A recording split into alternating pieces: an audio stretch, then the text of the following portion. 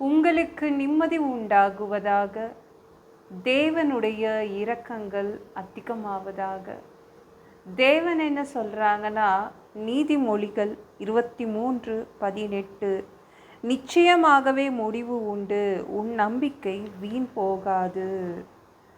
நல்ல முடிவு வருது, உங்களை நோக்கி ஒரு நல்ல முடிவு வருது.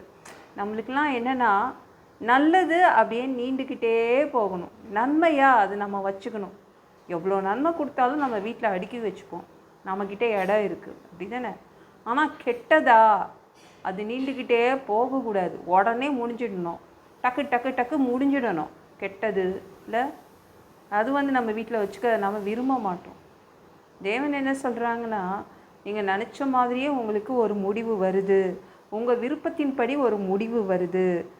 நீங்கள் ஏசுக்கிட்ட நீங்கள் நம்பிக்கையோடு காத்துட்ருக்குறீங்களே, அதனால் ஒரு நல்ல நம்பிக்கை வச்சிருக்கிறதுனால தேவன் ஒரு நல்ல ஒரு முடிவை உங்களுக்கு கொடுக்குறாரு. என்னங்க இந்த பிரச்சனையா, இந்த வியாதியா, முடிவு கிடையாது போல். எங்கள் வீட்டில் இந்த பிரச்சனை ஓயாது, முடிவு அடையாது அப்படின்னு நீங்களே ஒரு முடிவு எடுத்து வச்சுருக்கீங்க. ஆனால் தேவன் இன்றைக்கி என்ன சொல்கிறாங்கன்னா, உங்கள் பிரச்சனை முடிவு அடையும், உங்கள் வியாதி முடிவு அடையும் அப்படின்னு சொல்கிறாங்க. எல்லாமே ஒரு முடிவுக்கு வரும். இன்றைக்கு இயேசு உங்கள் பிரச்சனைகளுக்கு, ஒரு வியாதிகளுக்கு ஒரு முடிவை எழுதி வைக்கிறார். முடிவை எழுதி வைத்து அதை முடித்து வைக்கிறார். அதனால் பயப்படாதீங்க, எல்லாமே ஒரு முடிவுக்கு வந்துடும்.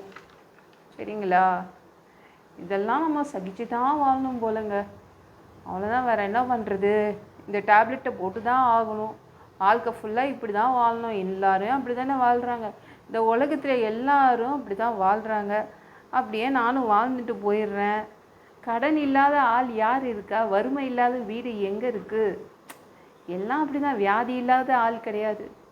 பரவாயில்ல, நான் சகிச்சுக்கிறேன் அப்படின்னு எத்தனை பேர் நீங்கள் உங்கள் மனசை நீங்களே தேர்த்திக்கிறீங்க. ஆனால் தேவன் என்ன சொல்கிறாங்க, எல்லாத்துக்கும் நான் ஒரு முடிவை கொடுப்பேன், நல்ல முடிவு வரும். உங்களுக்கு எல்லா தீமைகளும், எல்லா வியாதிகள், பிரச்சனைகள்லாம் டக்கு டக்கு டக்கு அது முடியும் அப்படின்னு சொல்கிறாங்க. சாராளுக்கு மிகப்பெரிய வருத்தம். ஏன்னா அவளுடைய சொந்த நாட்டை விட்டு இன்னொரு நாட்டுக்கு வந்துட்டா. சொந்த நாட்டை காலி பண்ணிவிட்டு இன்னொரு நாட்டுக்கு வந்துட்டா. சொந்தங்களெல்லாம் விட்டுட்டு வந்துட்டா. 25 வருஷம் காத்துட்ருக்கும் போது குழந்தை இல்லை. ஐயோ, நம்பி வந்தனே, தேவனை நம்பி வந்தேனே, 25 வருஷம் முடியுதே, தேவன் எனக்குன்னு ஒன்றுமே கொடுக்கலையே, குழந்தைய கொடுக்கலையே, பயங்கர பெரிய வருத்தம் அவளுக்கு இருந்துச்சு.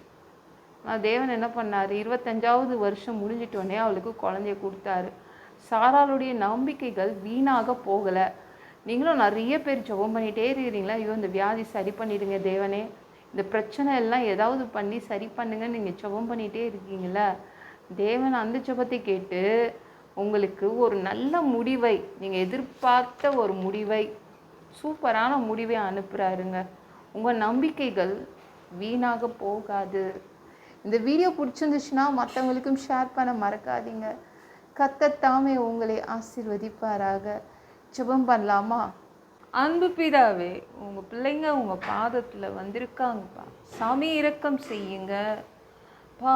உங்கள் பிள்ளைங்களுக்கு அவங்களுடைய நல்லது எல்லாமே நீண்டுக்கிட்டே போகும். நன்மைகள் அவங்க கூடயே தான் இருக்கும். ஆனால் தீமைகள் எல்லாமே டக்கு டக்கு டக்குன்னு ஒரு முடிவு வருது. அதையெல்லாம் நீங்கள் முடிச்சு வைக்கிறீங்க. அவங்க பிரச்சனைகள் முடிவடையுது. உங்கள் வியாதிக்கு நீங்கள் ஒரு முடிவை எழுதுறீங்க. அதற்காக நன்றி. எல்லா பொல்லாத பிசாசுகள், ஏவல்கள், மந்திரங்கள், தற்கொலை ஆவிகள், பயத்தின் ஆவிகள், பலவீனப்படுத்துகின்ற ஆவிகள் எல்லாம் இயேசு என்ற பெயரினை கொண்டு துரத்துகிறேன். ஓடிப்போ. உங்கள் பிள்ளைங்களை இரத்த கூட்டிக்குள் மறைச்சிக்கோங்க. பரிசுத்த ஆவியால் நிரப்புங்க. ஞான ஸ்நானம் எடுக்கணும். ரட்சிப்பீராக. இயேசுவின் காயப்பட்ட தழும்புகளால் எல்லா வியாதிகளும், எல்லா பலவீனங்களும், கேன்சர் போன்ற வியாதிகளும் சரியாகுவதாக. மரணப்படுக்கைகள் சரியாகுவதாக. பரம்பரை வியாதிகள் சரியாகுவதாக.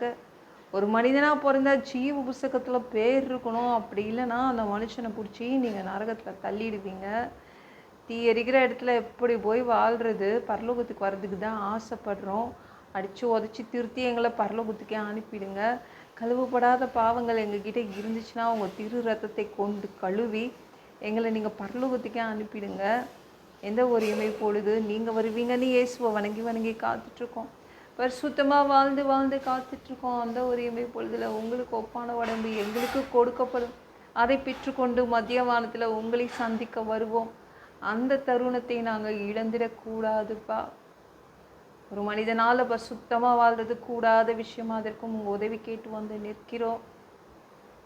7 வருடம் அந்த கிறிஸ்து ஆட்சியில் விட்டுட்டு போயிடாதீங்க. பிசாசு நடத்தும் ஆட்சியில் விட்டுட்டு போயிடாதீங்க. 1000 வருடம் இந்த பூமியை ஆட்சி செய்வதற்காக வருவீங்க.